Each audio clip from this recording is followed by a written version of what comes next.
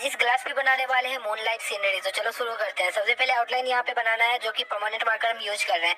तो दोस्तों इस तरह से ढेर सारे ट्री हम ऐड कर देंगे। और ये ग्लास पेंटिंग है तो नॉर्मल पेंटिंग से काफी अलग होते हैं। पहले यहाँ पे एलिमेंट्स ऐड कर रहे हैं, जो कि नॉर्मल पेंटिंग में ये काम लास्ट में करना होता है।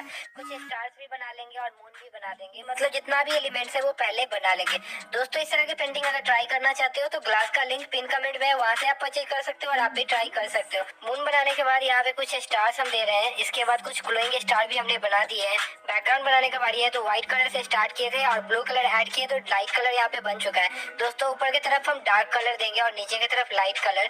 इस तरह से हमारा मूनलाइट सीनरी जो है वो कंप्लीट हो चुके हैं। इसको पलटेंगे ना तो देखना फाइनल रिजल्ट कितना प्यारा से होने वाला है। तो दोस्तों हमारा पेंटिंग ऑलमोस्ट रेडी है। अब इसको टर्न ओवर करेंगे। कमेंट करना कैसा लगा और नेक्स्ट क्या बना है वो भी बता देना।